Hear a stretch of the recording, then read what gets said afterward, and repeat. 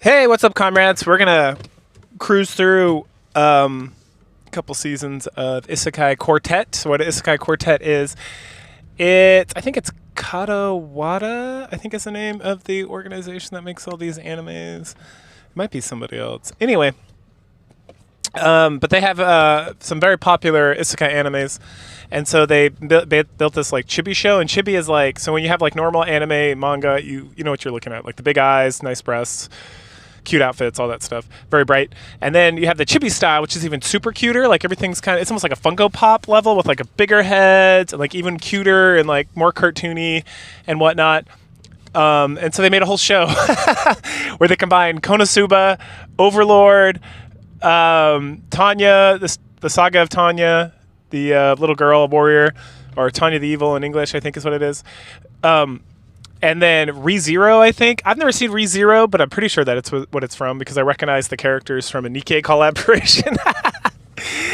So I know a little bit about these characters from the Nikkei collaboration, but I don't know that much about it. And it's one of those things where it's like, oh, ReZero, that sounds like something I would enjoy watching. And it's like, God damn, 10 seasons, the fuck, right? Like, God, that is an investment, which I just haven't gotten around to yet. Maybe after this, that'll be my next stop.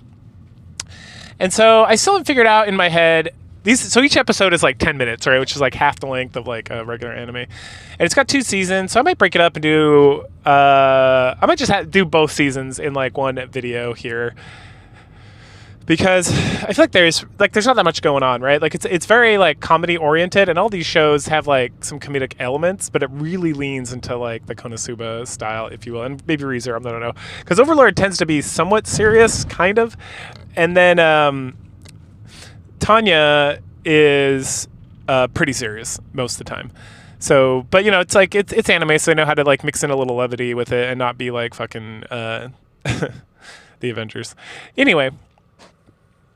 So, sorry, I'm trying to go through this bear. Okay, so we'll talk about it. I'll probably just do both seasons. Each one's 8 episodes. So in reality, it's like reviewing an anime that's 8 episodes. Like this video, I don't need to like have like 5-minute videos about this to like fill time. There's like all this other stuff I gotta push in here that I've observed or read or done whatever. Okay, so that's probably what we'll do. So, Isekai Quartet starts off, and we have Konosuba, we have Kasumo and Darkness and Megumi and Aqua. And Aqua's being, they just got back from a quest, and they found this device with like a little button on it, and they're like, oh, what's this? Oh, we found it, something, something, blah, blah, blah. And then we head over to the Overlord world with Ainz Ghoul and his crew. I don't remember all their names off the top of my head. It's been a while since I watched these. I think it's been about a year since I watched the last season. But they have a similar situation where it's like, oh hey, we found this button in like this conquest, and we're getting ready to like conquer this country and yada yada yada. And then he's like, don't press the button. That's ridiculous. That's like obviously a trap. Like why only an idiot would push this button? And then we go back to Konosuba land, and of course. Kasumo is trying to get Aqua not to press the button, and then he's like, Megumi, like examine this for like magical traps or whatever, and she's like, all right, and she rolls up and she's like fuck examining this, time to press the button. And so she presses the button, and then the world like turns all gooey, and they like boop, and then we go to the Overlord guys, and they're sitting there, and then Ainz Ghoul is like, oh, I felt something weird, something's not right, and then their whole world goes like gooey, and then they disappear. Right, so it doesn't look like anyone pressed the button, but they still got pulled over. And then so they all wake up, and they're like in a school, right? So they're standing there. So you got on one side of like the playground, essentially, or like the basketball court or whatever. You have Ainz Ghoul and his crew, and the other side you have Aqua and Kasumo and stuff. And then they like are eyeballing each other, and then kind of like talking in their little groups about the other group. And like Aqua's like, oh, they're undead, we got to stop them, blah blah blah. And then they get like this military-looking dude with like whistles, like, woo, and it's like time for class. And they go to class, and then there's like Tanya and her crew, and then she's like, "The fuck is going on here?"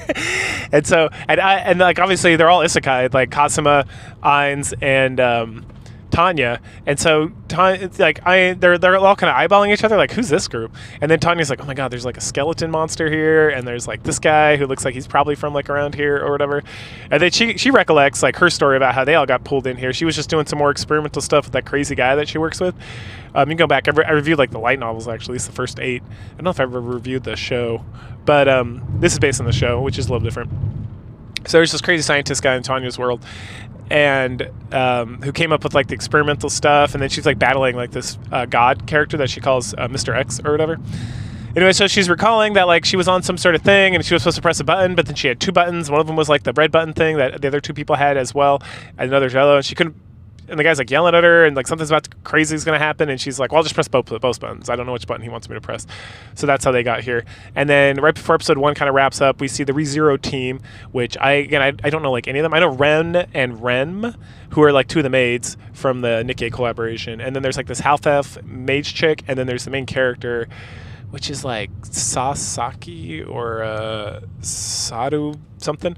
Anyway, so they roll in, and we get some of their stuff. We don't get like from their world. We just see them all like interacting with one another, and then it's like dun dun dun. And that's episode 1. So episode 2 picks up, and it's like so they had the military teacher. Now we have like this kind of clown Kefka looking teacher, and he's like, oh, blah blah blah, you all get along. And then Ainz is like, what if we don't want to participate? And he's like, oh, you'll get a consequence that's very dire. And he's like, huh. And then we get some more back and forth, and then everyone goes around and introduces themselves. So then we start the ReZero team, and then the Konosuba team, and then Tanya's team. And everyone's like commenting on everybody else. So like everyone's like, oh, Tanya, they're must be from some like military war world or whatever. Because it's one of those things where it's like everyone kind of recognizes that everyone else is like, I don't think they've recognized that they're like isekai yet, but they're like, oh, we're all coming from different worlds. Like I got isekai after getting isekai to like a new isekai world. And then after school, Ainz and his crew are just kind of sitting there like chit-chatting, and Agua rolls up, and she's like, I will destroy all of you. It is my sole purpose to destroy the undead, and you're an undead guy, whatever. And then she casts like one of her spells, and Ainz is like, that's a pathetic ass spell. And he's like, oh! And you can almost see like his soul leaving his body, but Cosmo runs up and like smacks Aqua back in it, and he's like, stop it! You need to get along and stop fighting people.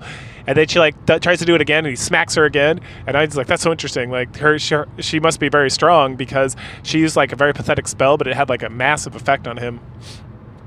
And then this human like came along and just beat the shit out of her, essentially dragged her off. And he's like, interesting. So then the next day at school, Aqua's facing like water punishment, where she has to hold a bucket on her head and hold 2 buckets full of water outside the classroom because she attacked another student unprovoked. And then she's like, you ratted me out, Cosima. And he's like, you bet your ass I did. Oh, good stuff. The wacky hijinks continue to ensue. So we focus, episode 3 focuses on Tanya as she's trying to get a lay for the land. And she mentions, and this is what I thought, that the principal of the school and one of the teachers are like Ludesdorff and another guy from her world. And she's trying to wonder about that, but she's, they haven't said anything to her specifically. And so she's just still trying to kind of figure it out. She then gets like a odd or eerie premonition that Ainz might be Mr. X. And so at some point she wanders over to talk to him, and is like, I want to go outside and I want to have a conversation with you later. And that causes, what's her name? Albedo. That's right. Albedo, Ainz Ghoul's like succubus person who's obsessed with him because he like changed her program right before the game. Like the game world turned into like his isekai world. So she starts freaking out, and then her and Rem from our ReZero start making a connection because Rem, who's only known Sabido, I think is his name, the main character of ReZero, for a couple of weeks as of this Isekai Quartet thing, she is like instantly madly in love with him. And so Albedo's the same way, and so they have like an instant connection, and they're like, yeah, and they keep like giving each other thumbs up and encouragement and whatnot. And at some point, someone does something to piss off Albedo, so she gets distracted with that, and that leaves Tanya and Ainz Ghoul the chance to like go away from like the rest of the group and have like a little meet and greet. And so they do that outside at like the schoolyard or whatever, and immediately Tanya accuses Ainz of being Mr. X or being X, and he's like, what? No. And he's like, I'm actually and then somehow I can't remember exactly what happened, but somehow they both realize that they've been isekai'd into like a Japanese world or whatever, and so there we go. And they're like, oh my gosh. And so they start talking about Japan. They talk about like drinking coffee and all this stuff and what it's been like. And it's like, oh, okay, so you were like resurrected into this life. He's like, I just like woke up and was in like a video game. Like, or like I was in a game and it just like transitioned over.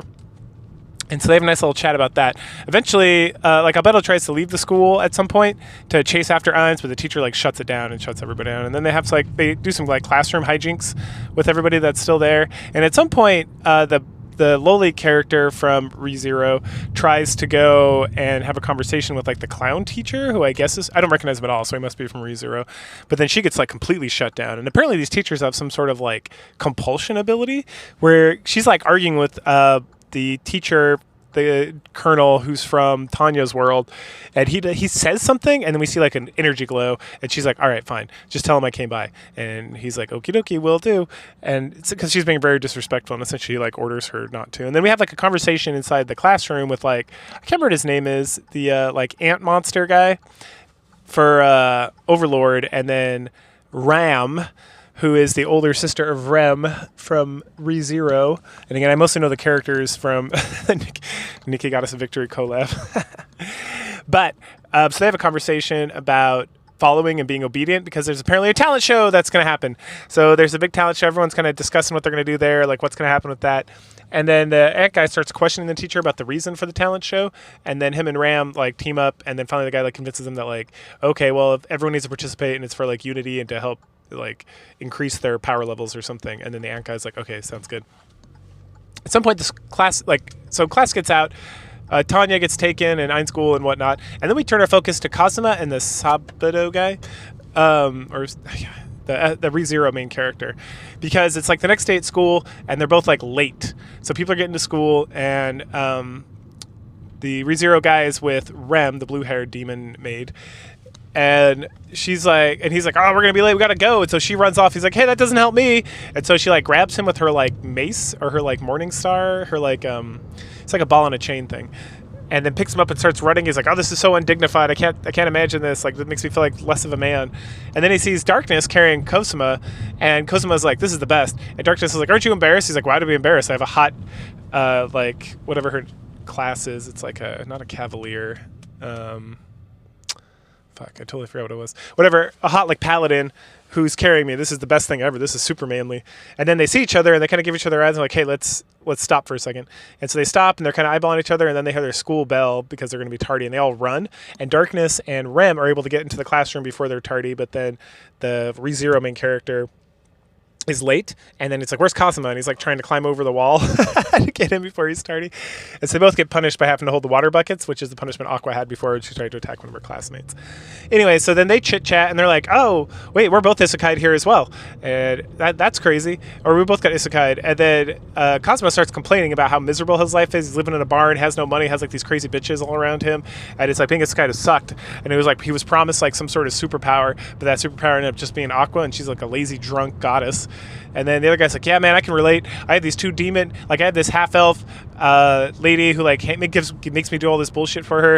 And then I have like two hot demon maids, one that's completely in love with me, and then like a lowly chick, and we live in a mansion and kind of do whatever we want. And Kazuma's like, our things are nothing alike. And he's like, I hate you. He's like, what? He's like, man, I got fucked. Like, I got this, I got fucked. I got nothing. Like, life sucks. Which is pretty good. So then we I think at that point we head over to the talent show. This is like episode 3 through 5, everything I'm talking about right here. So then we hit the talent show, and it's pretty silly. So like the clown bad guy like is pulling names out of a hat, and the first name he pulls is like the colonel, who's the teacher, and he's like, what? I'm not a student. And then the ant guy reminds him of like what he said, which essentially means he has to do something.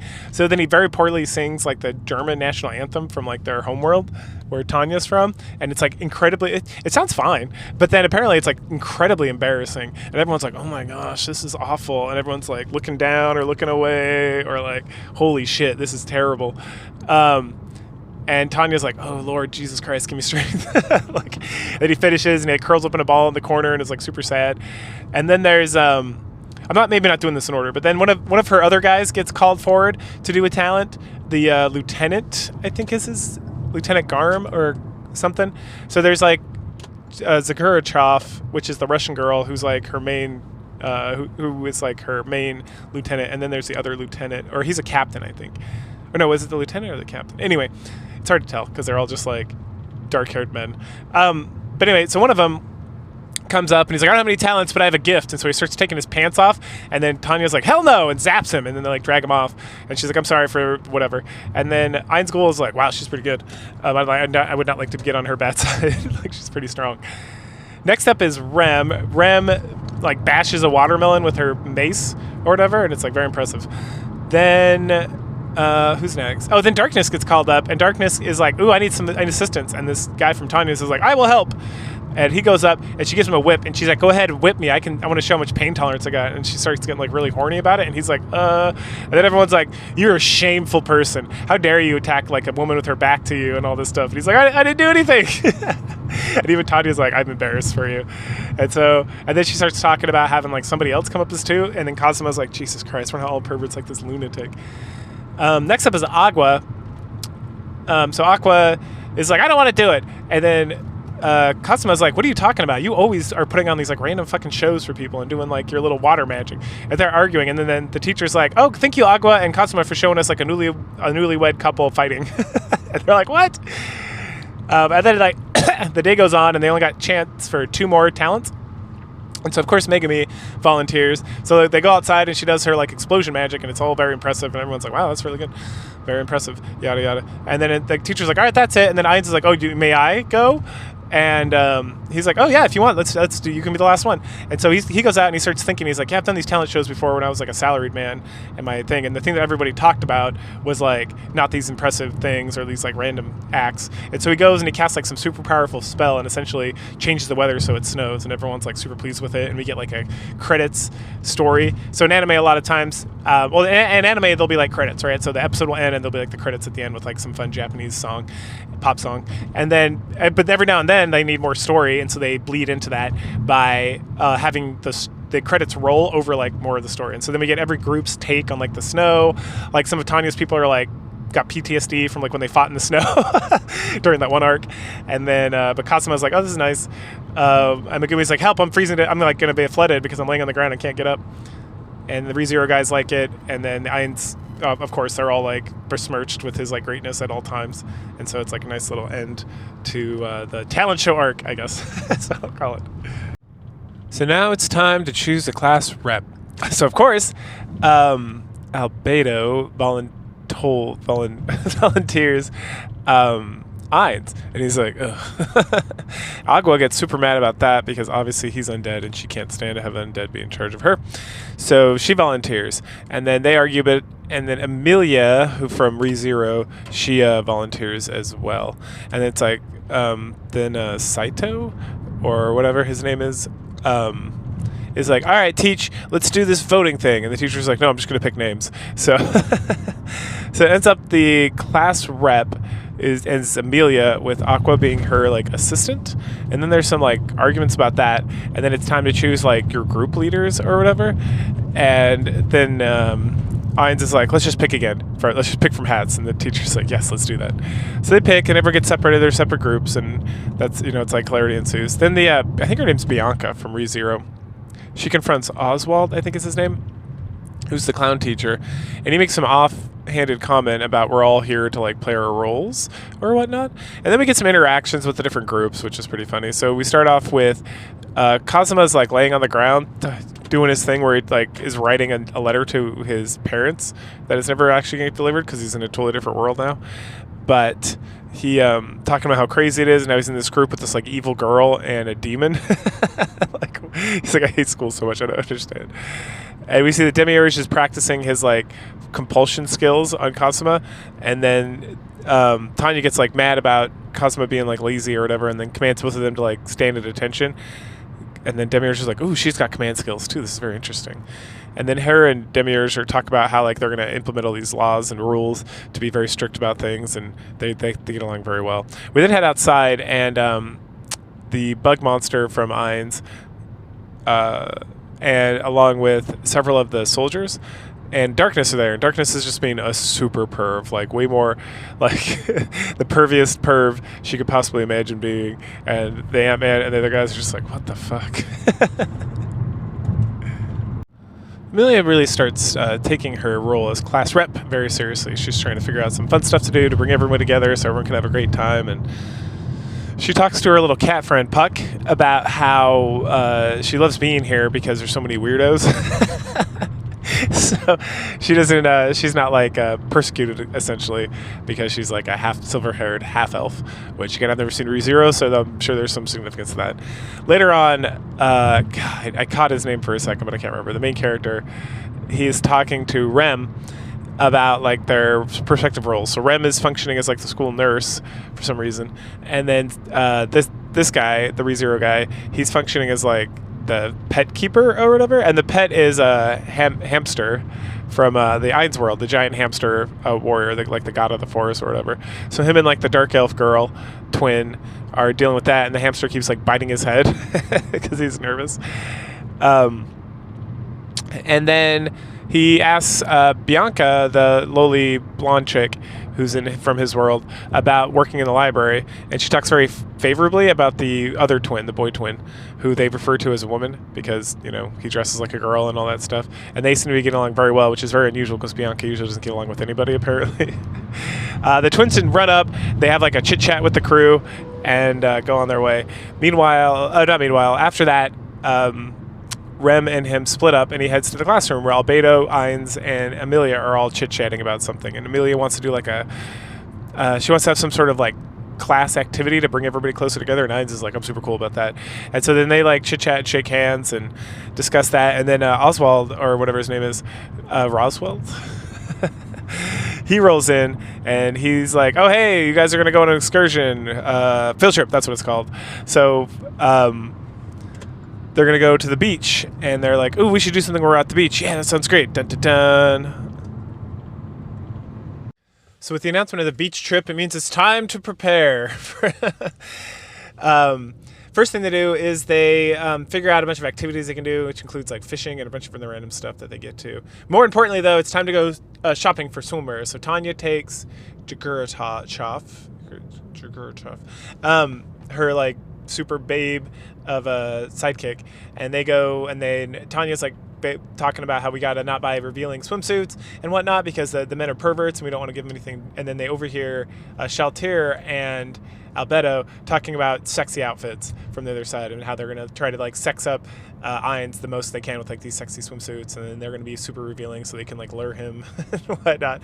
And then we see Agua and Cosmo walk up and see them as well and start chatting, and then they almost get into a fight, but then Shaltir reminds Albedo that they were given commands by Ainz not to fight with any of the classmates. And so even though Agua's a goddess and she's kind of sass-mouthed,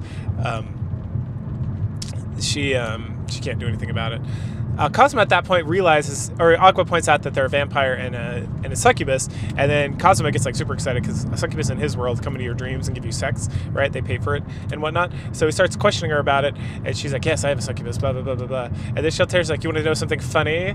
And Cosmo's like, yeah, for sure. And so Albedo reveals that even though she's a succubus, she's like a virgin, that she's never had sex. And then Albedo gets like super embarrassed and mad about that, what Shalter's doing, and starts like, you know, yelling about how she's saving herself for Ainz and everything. And Aqua's like, you should save yourself. You should treat yourself with respect. And then they actually start getting along. And then Aqua's like, you shouldn't make fun of anybody unless they pat their bra, because she's talking about I forgot her name, like the other goddess in the other world. And then we all know that well, we don't know, but I know that Shelter, like she's super jealous of like breasts and like pats her bra and whatnot because she's a lowly vampire queen. And so Albedo loves that, and she starts laughing, and then Shelter gets super mad, is about to attack Aqua. And yeah, time for the beach. Over at the beach trip, more shenanigans ensue. A lot of the guys are trying to perv on the girls, and so the gym committee, which is most of Tanya's men, along with Darkness and the Ant, they're doing push-ups because they got to stay in shape and whatever. And so all the dudes are like perving on Darkness hardcore because she's got a giant rack and she's doing push-ups right in front of them, and they're like, yes, this is the best. Cosmo gets blinded because he's also perving on girls, and he's supposed to be a part of, I can't remember what they call it, like the disciplinary committee. And with Demiurge and Tanya, so Tanya calls him out on like perving when he's supposed to be protecting the girls and keeping the rules, but then so she summons Demiurge and he blinds her and whatnot. Rem what's her name? Altair, I think, the vampire loli. She's upset because the demon girls have nice racks, and then his name's Subaru. I finally caught it. Subaru's getting sassed by Ram as usual. And okay, so then they all have a good time. There's like they do various events, like beach-related events, and then in the evening, the Oswald teacher is like, okay, cool, we're gonna go inside a scary forest, and we're gonna randomly put ourselves into teams and go out and do like tests of courage or whatever. And so Ainz, Tanya, Aqua, and Subaru all end up together, and then Aqua makes some comment about all of them being human from like the Japanese world, and they're like, what? And she's like, well, yeah, but goddess, I'm the one who took Kazuma and put him in his world, so I recognize all you guys as well. And then Tanya's like, you're a goddess, and then she starts to freak out because she thinks that Aqua might be being X or whatever, and she starts using like her extremely super powerful whatever, and then Ainz is like, oh, this is like a level 8 magic from my world. It's very impressive. And then it's so big that they feel it all the way back in like the beginning of the test or whatever. And they're like very concerned. And so everyone runs up and then they explain everything. And Tanya apologizes once Subaru and Ainz like calm her down. And is like, this is not being X. And she's like, I'm sorry, I get really upset whenever there's like a goddess thing around. Next up, it's Field Day. Yes, that's right, Field Day. So they're going to compete against another class. And everyone's like, what class? There's only one class here. And Roswell or whatever is like, look, over there. And so look, and it's a bunch of other characters from their respective shows, like the Pleiades from Ainz World, which is like the warrior maids. There's Chris, the thief from Konosuba. And then there's this Reinhardt guy from ReZero. I didn't think there was anybody from Tanya's world. But anyway, so they talk about that and they kind of plan their action. And it's like, well, what's the point of winning Field Day? What do we get? And it's like, well, if you win Field Day, you're going to go back to your world. And they're like, oh, yes, excellent. And so then we, during the rest of this episode, we learn more about the ReZero power, how the guy, this whole thing with like the right? The everything is that you get to retry or resurrect, or he like goes back to like save points or whatever. So whenever he dies, he just kind of comes back and keeps working. And that's how he gets stronger and stronger and stronger, right? That's like the whole point of that show, is my understanding. Anyway. But he starts talking about, they're like, oh, we could easily beat the maids. They're much weaker than like Ainz, the rest of the guys. And then Chris is just like some dumb thief. And then what about that redheaded guy, Reinhardt? And it's like, well, he's pretty much invincible. He's got this like divine grace or whatever, where he can like dodge all attacks that he can see or can't see. And then he resurrects when he dies. And it's like, what the fuck? He's supposed to beat this guy. Then Kazuma is like, no, I don't want to go back. I love it here. Like, I don't have to fight no demon kings. I don't get threatened with death constantly. Like, I'm just chilling. I get like good food. I have a nice place to stay, and I'm just relaxing. And then Tanya gets like super upset about that, and she's like, apparently you need some training. And she and Puck, Amelia's little cat friend, decide that they're gonna give him some like intense training. So like firing at him when he's running around with like a shovel, and they're like blasting him with things. Just kind of like what Tanya did with their training arc with all her men in like the winter. So Field Day goes, there's some more taunting and sassing about stuff with more characters and whatnot. Union shows up and challenges Megumi because apparently she's from class 3, and again she's alone. Wah wah wah. Poor Megumi. Or to support Union. So they make fun of her for a little bit, and then the events begin, and Team 2 wins some, and Class 1 wins some, and at some point Class 1 is about 10 points ahead. But there's one more event, and Roswell is like, oh, don't be discouraged, listen. And this lady is like, the final event is about to begin, and the winner of this will win 10 million points. And it's what's the point of all these other things? Jesus. And this game is some sort of game where you build like a tripod, and then someone stands on top, and then they like chicken each other, like in the swimming pool when you ride on someone's shoulders. I've never seen this before in anything, so it's kind of funny. But so they go, they start fight. They're pretty evenly matched and whatnot. And then there's an announcement that the teachers will join. So then Roswell and the masked demon guy and who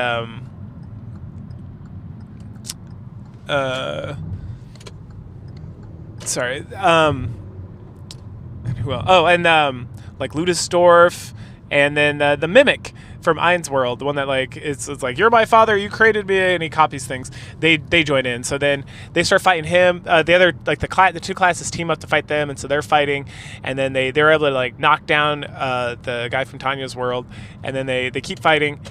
And eventually the heads of the school are like, which are the two guys from Tanya's world, they're like, oh, we need to summon it in to even it up because the teachers are at a disadvantage. And he's like, yes, make it happen. And they press a button, and then this giant like spider robot monster shows up, and it's one from Cosmo's world, the like the mobile death fortress or whatever. And he's like, oh my gosh.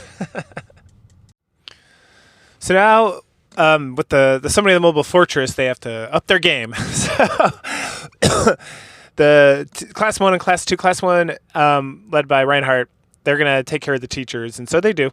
And then class 2 is going to take care of the mobile fortress. So Subaru comes up with this scheme. He's going to have Ein summon a bunch of undead. Tanya's going to launch off with the other two, and then Subaru's going to use his like death ability, because his death ability summons a bunch of like undead in this world. And so once all the massive army of undead is summoned, the mobile fortress is going to like blast at him, but he's going to summon the undead as a distraction. And then Tanya and Cosmo are going to be able to get close enough. Cosmo uses his steel ability to pull out like a screw or something, causing the mobile fortress to like tip over at his side, and with that Tanya uses her superpowers, her like super blast, to grab the headband off and win the day. And then class 2 gets the headband from the teacher, or that's the teacher headband. And so, yay, everyone wins, we did it, they can all go home and everything's going to be great. But nope, they're back in the class the next day. They're like, why are we still here? And then Roswell's like, I said you could maybe go home. Oh Lord.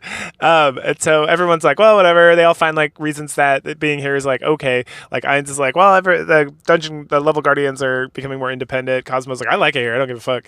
I didn't fight no demon kings or nothing.